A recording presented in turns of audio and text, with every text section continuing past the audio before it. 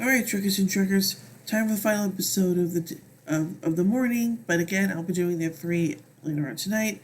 Anyway, so the final episode of the morning is Sons and Daughters.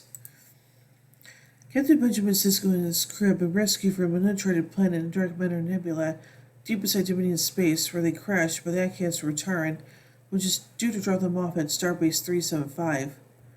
Worf and Jesse and Dex kiss passionately before they separate once again.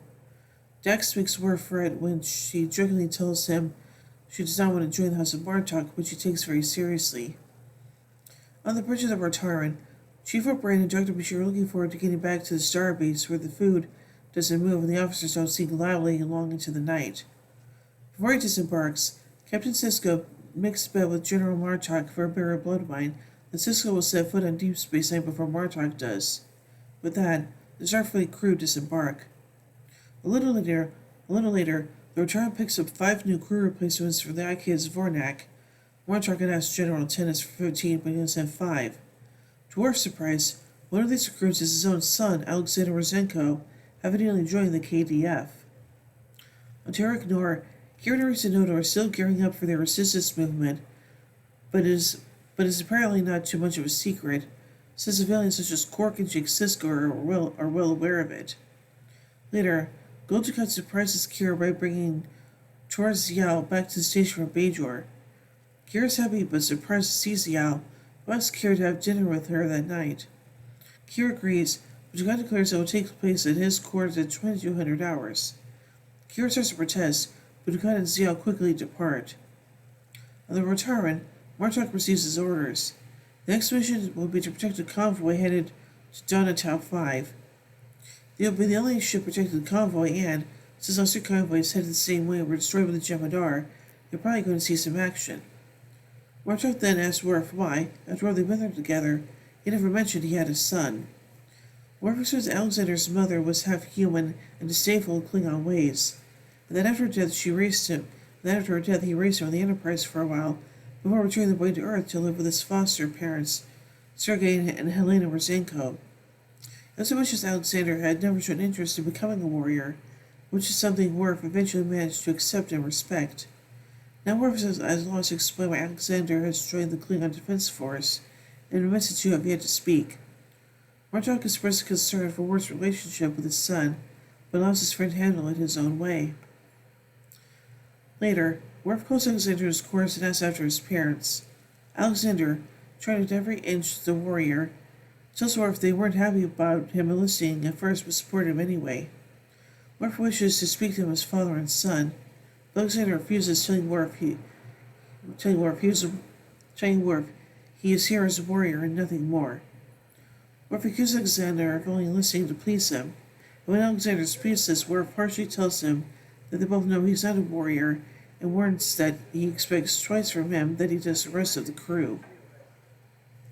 Back on the station, Kira visits Ziyal in her quarters, where Kira says that she can't have dinner with Dukat, but is worried about Ziyal, afraid that something must have happened to cause her young friend to return from Bajor. The conversation moves to why Ziyal left Bajor. She said everyone was polite, but as the daughter of Gul Dukat, she didn't have any friends. The station is her only true home, and she misses her father. Kira reminds Ziyal that the last time she defied Dukat, he left her on the station to die. So it claims that Dukat has explained to her that he overreacted, and implores Kira to come that night. Kira, competent her hatred for Dukat and her funds for Ziyal, reluctantly agrees. On the Rotaran, a fight breaks out in the mess hall when Chitarak deliberately provokes Alexander, teasing him about not being used to Klingon fare, insisting he have a root beer with ice cream. Alexander is grisly annoyed and eventually provokes the fight with throwing his bread along at him, but they can't finish it because Worf intervenes to prevent himself from getting hurt when Chitarak prepares to stab him with a diktat. The diktat. Worf seems to have no more confidence in his fighting abilities than the last time he saw him, and is difficult to control his emotions where Alexander is concerned. On Terok Nor, Ziyal tells Kira and her father that she has found her way. She wants to be an artist, and her talent has been recognized by the director of the Cardassian Institute of Art. Scott thinks her drawings resemble a Cardassian artist named Lampart Malor, who was the founder of the Valonian school in Cardassia Prime. And when Ziyal showed them to the director of Cardassian Jafard, he shared Ducat's assessment. Kira thinks that the drawing bears a striking resemblance to Bajoran artist named Vanek Topek. It says that she wants to use her art to bring people together, to show that both the Bajorans and Cardassians see the universe the same way. She quickly realizes that must have silly to Kira and Ducat. On the Mortaran, Martok is waiting for Worf over some Warnog. He casually mentions the fight in the mess hall and berates Worf for not hearing it from him. Furthermore, that Worf should not have interfered in the fight, and that Jatark would only have harmed him, not killed. It's for them Worf to trade him a bit.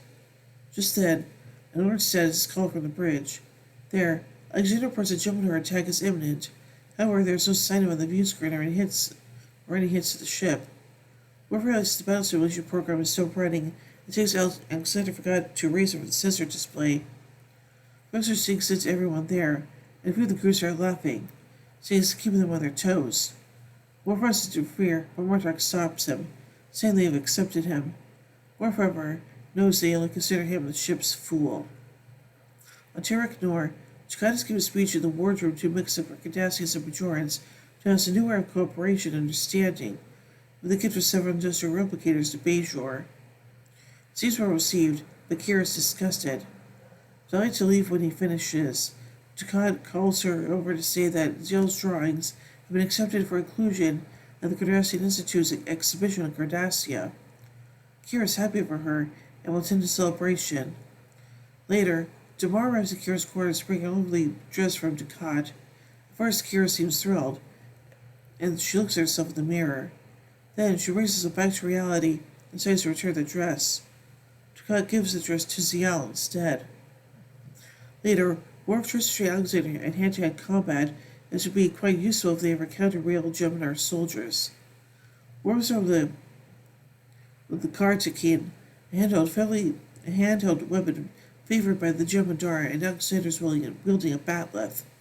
But Worf is not able to be objective, and the training session ends in a verbal fight between the father and son. Alexander asks Worf if he's gets in way again, and says that Worf will be happy when Alexander is dead. Martok later finds Alexander in the armory, attending bat'leth drills. However, the blade leaves Alexander's hands and clatters across the floor, right in front of the general. Martok picks up the weapon and gives it a few experimental swings, commenting on its good balance, but remarking that it's only as effective as the warrior who wields it. He then asks Alexander point blank why he is here. Alexander answers to serve the Empire, but Martok dismisses that as a slogan and demands the real answer. Alexander states he would rather not say, for it's a personal matter, and asks for a chance to prove himself. Martok replies he has just given him a chance, and that he failed. He informs Alexander that he will be transferred to a military transport ship that gets Partok for Worf's request. Alexander is incensed and claims Worf had no right, to which Martok retorts that Worf has every right, both as first officer and as Alexander's father.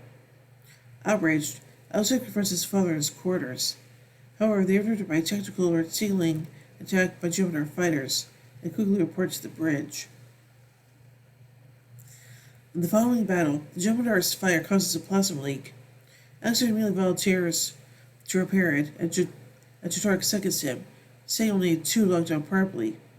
Worf hesitates for a moment, and then agrees. The Tarn is able to fend off the Jem'Hadar attack, and the plasma leak is sealed off. However, Alexander manages to lock himself inside the corridor, much to the amusement of the crew.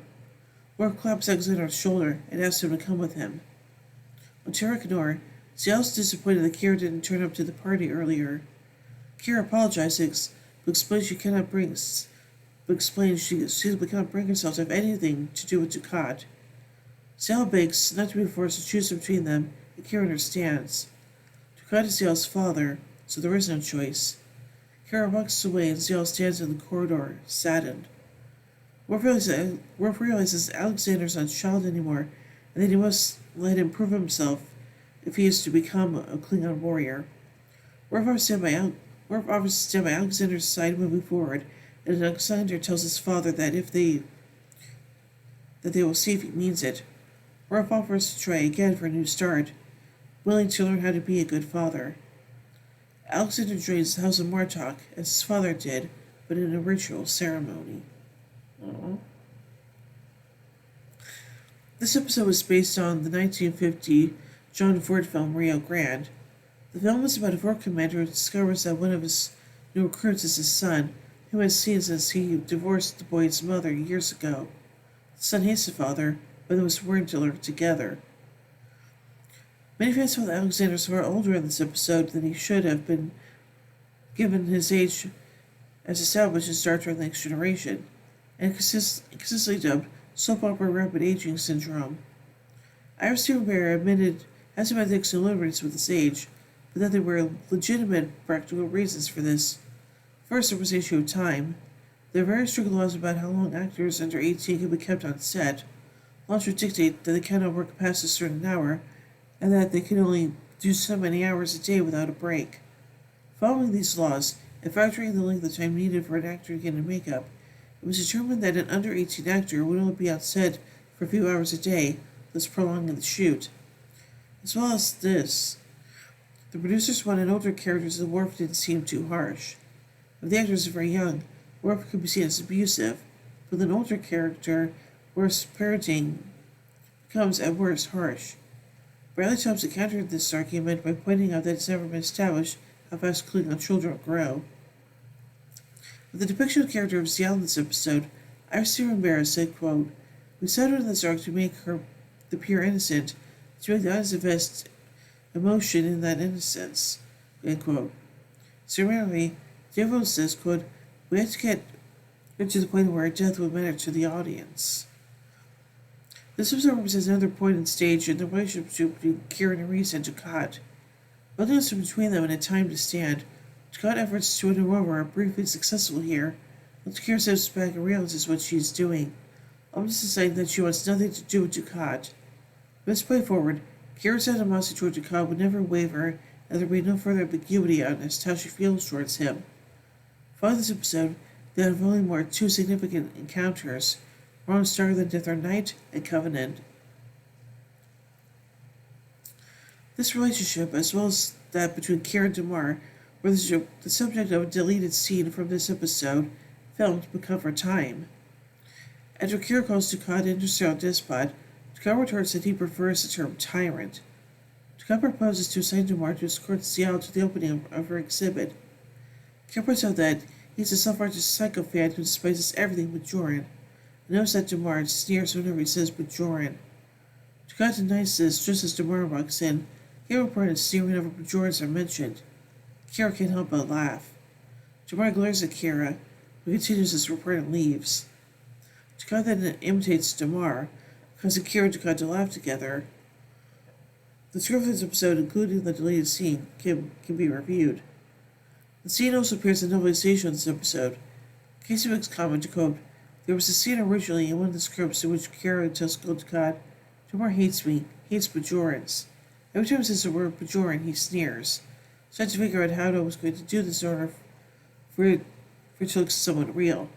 I decided to give my best Jack Nicholson impression of Cardassian. I continued to play that for the next 2 or 3 episodes. What I didn't know was that, because of time, they ended up cutting out that whole scene between Dukat and Kira. Kira was playing out this nice little character piece for the show, and no one knew what I was doing."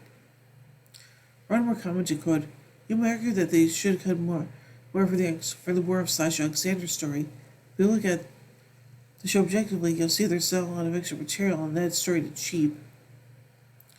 This marks Alexander's first appearance since the Star Trek Next Generation 7th episode, Firstborn. Mark Warden reprises the role and you are cordially invited. Benjamin Sisko later wins this battle in Martok to be the first one to use Space Nine. However, he goes to Martok, they will drink the blood wine together. Katalk appears to be the son of Chapok, the Klingon advocate who chose X-ray Worf in Rules of Engagement. Though it's not widely known, the British Board of Film Classification cut this episode by approximately 25 seconds. In the last scene, as Martok initiates Alexander Rosenko to the House of Martok, There is a ritual performed which involves Bartok placing the insignia of his house into a chalice, and then slides a knife across his palm and lets the blood drip into the chalice. In the UK version of this episode, he then pours a blood wine and sets the mixture alight. In the uncut version, he hands the knife to Alexander and Worf. Both also cut their palm and let their own blood drip into the chalice. Although visually there is no evidence of the edit, if you listen closely, you hear a slight jump in the music key at the moment of the cut. The reason given by the BBFC for the censorship was that because the show was aimed at primarily teenagers, they felt a scene in which two characters mix blood would encourage viewers to do likewise, hence increasing the risk of HIV transfer. Strangely, an almost no scene involving Martok and Gowan occurs in the 7th season episode When It Rains, but scene was passed uncut by the BBFC. 2016 airs of the episode of CBS Action have reinstated the scene. As for the ceremony itself, it's far different from the Roose Dice scene in TNG The Bonding, not the least because the ceremony here involved an adult Alexander cutting his hand, where the Roose Die involved the then 12-year-old Jeremy Astor simply lighting candles. That's a good point.